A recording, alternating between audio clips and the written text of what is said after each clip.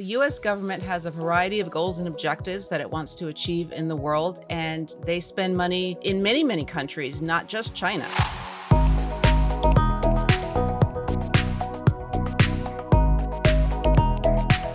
Hi, and welcome to GAO's Watchdog Report, your source for news and information from the U.S. Government Accountability Office.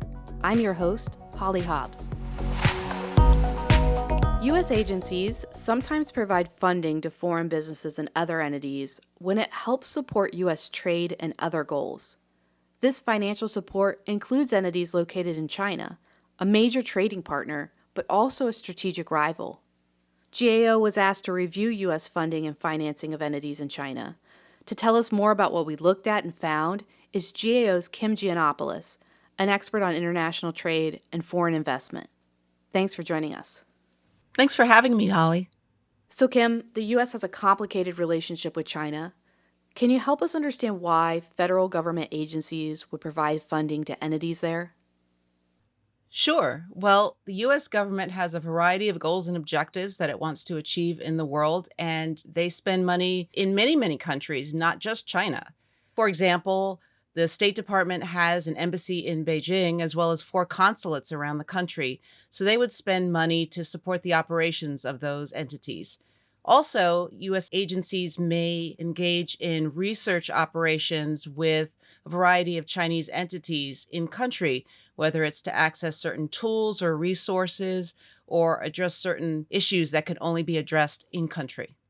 What can you tell us about the kinds of projects and entities that the U.S. has funded?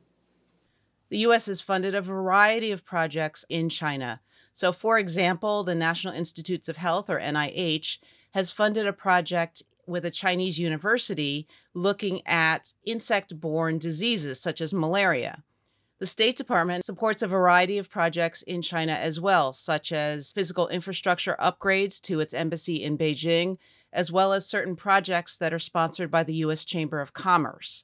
Finally, the Export-Import Bank, or EXIM, supports U.S. exports to China by funding a variety of Chinese entities. So, for example, Air China has purchased some Boeing aircraft, and that was supported by EXIM loan guarantees. In fact, the majority of EXIM's loan guarantees that went to Chinese entities between fiscal years 2012 and 2021 were for the purchases of Boeing aircraft, which is, of course, a U.S. company.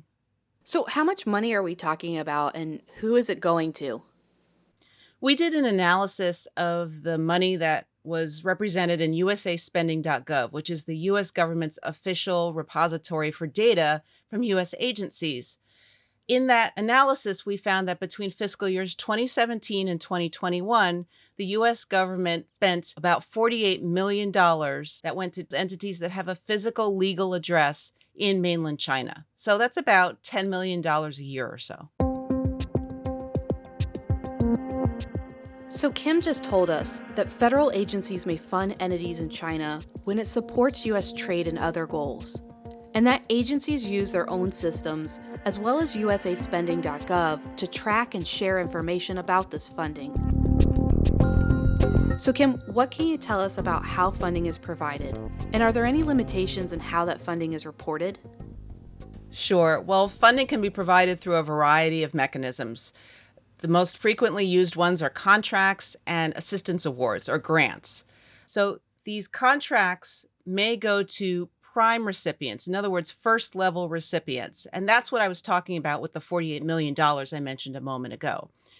What we don't know much about are those sub-recipients or sub-awardees. So in other words, if a contractor subcontracts to an entity that's located in mainland China, we may not know about that from usaspending.gov because of the restrictions and limitations on the data in that database. U.S. policy doesn't require agencies or awardees to provide complete information on sub-awardees. So we're not able to tell you exactly the full amount that's going to Chinese entities because of this limitation of the data in usaspending.gov. Now, when it comes to Export-Import Bank, they have 2 main tools that they use to provide funding to entities in China or other countries for that matter. The first are loan guarantees, I mentioned earlier some of the loan guarantees that went to entities like Air China purchasing Boeing aircraft. Those totaled about $6 billion over a 10-year period from fiscal years 2012 to 2021. They can also offer export credit insurance, which comes out to about $139 million over that same time period. And last question, what's the bottom line of this report? First of all, the U.S. government has spent about $48 million between fiscal years 2017 and 2021 that went directly to entities that have a physical Chinese presence, that have an address on mainland China.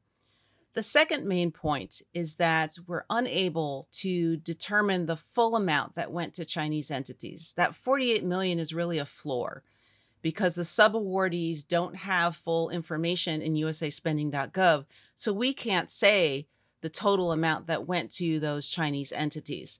Now, GAO is engaged in a separate study looking at subawardee data across the U.S. government, not just in China, because it's an issue for the entire government.